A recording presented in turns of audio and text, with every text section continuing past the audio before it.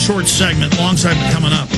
Give us your bottom line as one of the top experts out there studying the flu, and you have the big flu tracker tracking it worldwide, of why are they taking this so serious?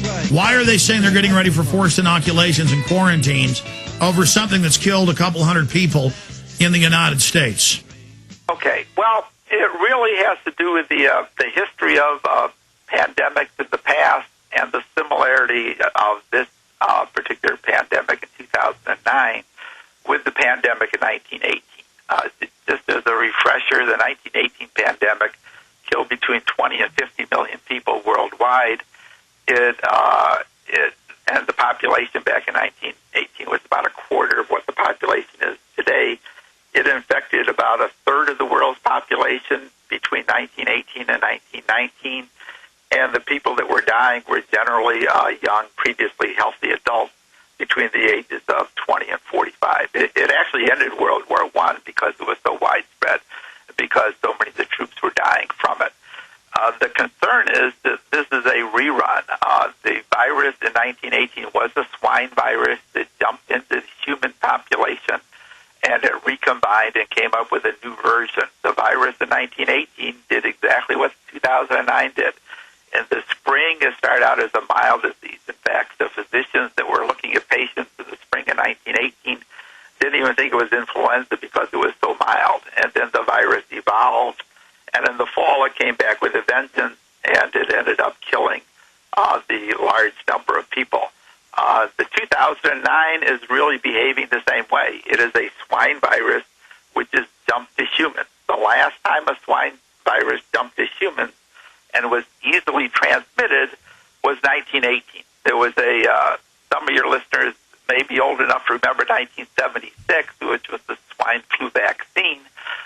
In that case, it was the soldier at Fort Dix that died, and a few hundred soldiers at Fort Dix were infected. That led to the vaccine program, but by the time the vaccine was ready, the virus had essentially burned itself out. It never really got out of Fort But also, they had to suspend the program because the vaccine paralyzed and killed so many people. Well, there were side effects, and it was, it did put a black mark on the vaccine, and it was kind of a rushed vaccine because there was a lot of concern that it was going to spread, and it was going to be a repeat in 1918. But there's a big difference between what happened in 1976 and what happened in 2009. Well, why is Obama, sir, Dr. Niman, saying he wants to take 3 or 4? Will it be 5 next week, or will we take shots every morning with our Wheaties? Or well, here's the way the vaccines work. I mean, there's 2 different issues. The swine, which is the pandemic, the H1N1, which is causing the pandemic, is a swine virus. It's not a human virus. The seasonal flu vaccine is called a trivalent vaccine because it's made of 3 different seasonal flus. It's made of an H1N1 human, an H3N2 human, and an influenza B. So that is recommended, on a yearly basis because the virus changes so quickly that the immunity that's generated by the vaccine one year generally doesn't carry over that efficiently to the next year because the virus has evolved and changed. And that's what an annual flu vaccine is. It's once a year. Children getting it for the first time, they take it twice because you need a booster. And that's the seasonal flu. And that's totally separate from the pandemic flu. The pandemic flu is swine, so there's not much, if any, it probably is no cross-reactivity. But they've been saying it's not proper to even call it swine flu now. Well, that's a political issue. Not calling it swine is more of a WHO political. They're afraid that people are going to go around killing pigs. In the false belief that is how it's transmitted, and that's not. I mean, the point is that the virus has jumped. Yeah. So now people that are getting infected with swine flu are not getting infected by pigs. They're getting infected by other people. Well, Doc, you know what's funny? Back in January and February, I had guests on, emergency managers and people, where they were getting ready for mass graves and flu pandemics this coming fall.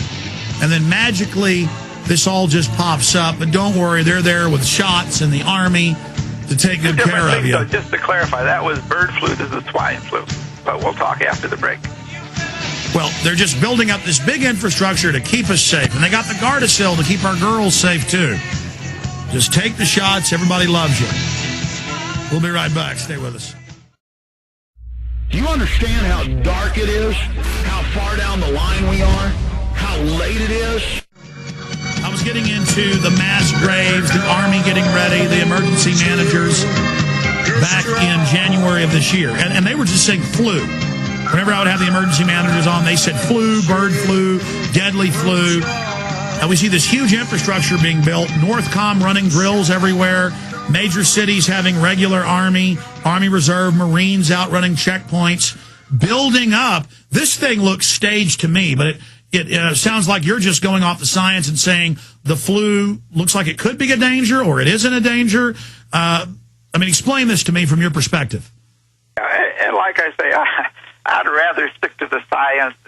Getting to pandemic preparedness and the political side, kind of a little out of my area of expertise. But just as a comment, that the issue of potential pandemic from bird flu has really been at the top of a lot of lists going back to 2005 or so.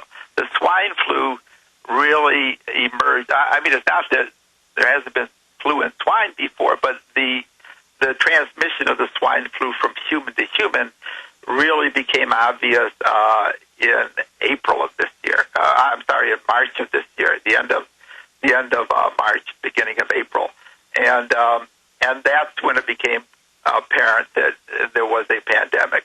Nobody really knew about the pandemic involving swine until April of this year. But the reason is being taken quite seriously really has to do with the history of the 1918, and that's really the reason there's been the pandemic preparedness. Actually, there's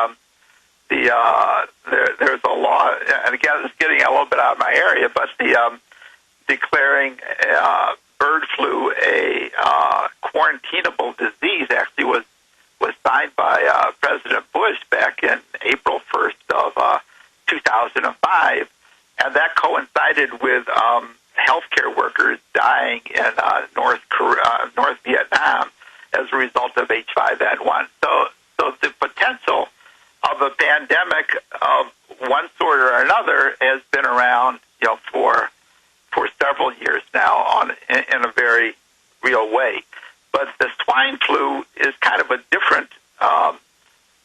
little bit different than the bird flu. It's harder for the birds to jump to humans because that's avian to mammal.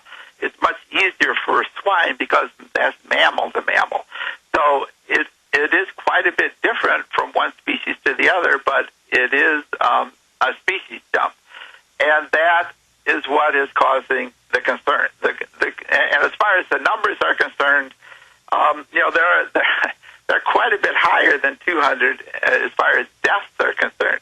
And they're... Well, hold on.